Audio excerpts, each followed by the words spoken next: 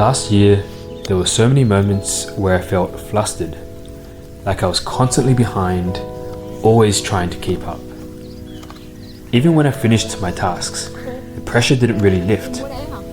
What I was missing was space. My friend linked me to a blog post on Less Wrong, where somebody wrote about this idea called slack.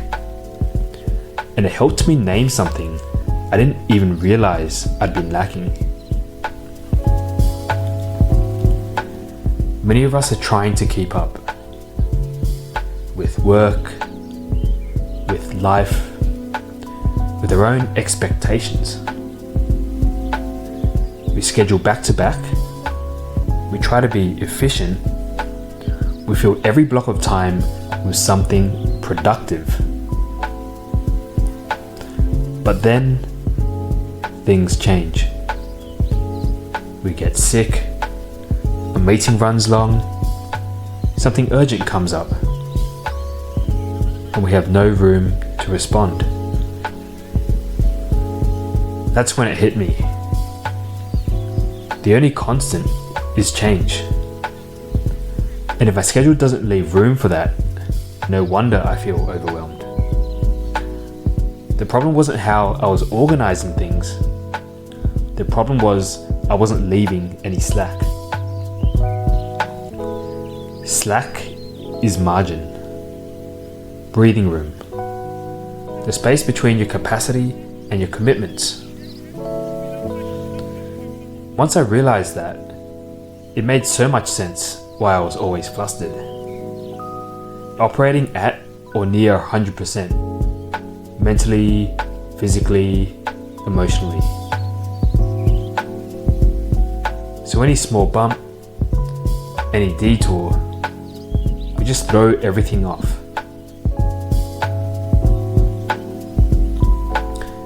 I don't think it's just a personal thing. It's also cultural.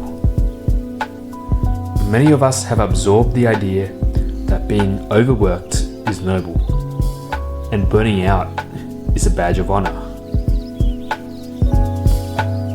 There's this quiet message everywhere, especially in cities, in tech, in creative work, that if you're not maxed out, you're not trying hard enough. But that mindset leaves no space for reflection, for experimentation, for real change. And I felt the constant urgency, self-pressure, the guilt when I rest, and it wasn't sustainable. And it's not freedom.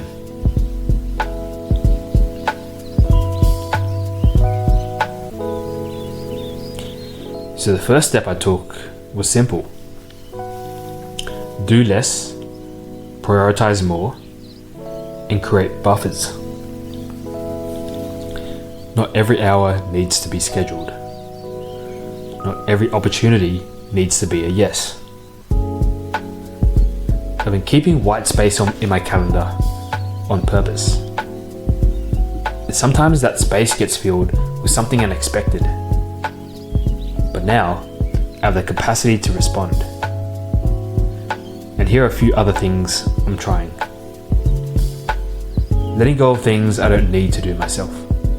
If I can do them, it doesn't mean I should. Buying back time when possible is buying back peace of mind. Sometimes it's as simple as catching an Uber, when I could technically walk or take the train or drive somewhere, but then I'd have to find where to park. So catching the Uber buys back that little bit of slack, which definitely adds up. Using simple tech setups to take care of the repetitive stuff, trying different softwares and learning about modern tools so that I can get my time back. Not to be fancy, but to free my brain from constant little tasks, especially repetitive ones. And we're trying to find activities that solve multiple purposes. This video, for example, it's not just content, it's creative reflection, a journal entry, a way to build consistency, and possibly start a conversation. Often it looks like meditating with friends, exercising with friends, or even filming a video whilst doing one of these things. It's the same amount of time, but more meaning. When one action creates multiple returns, we need fewer actions. That's another way to make room. Some projects don't help today, but they plant seeds. Documenting a process, learning a tool, making something reusable. These examples all give time back later. That's slack too. So if you're feeling flustered,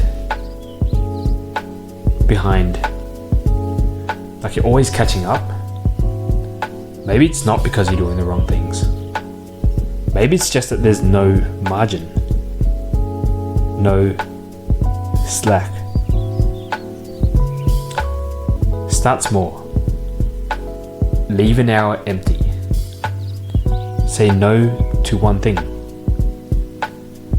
And notice what it feels like to breathe again. I'm definitely still learning, but already having a little more space, it's helping me be more steady, more intentional.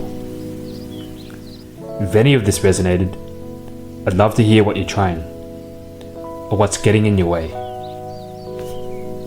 Thanks for being here.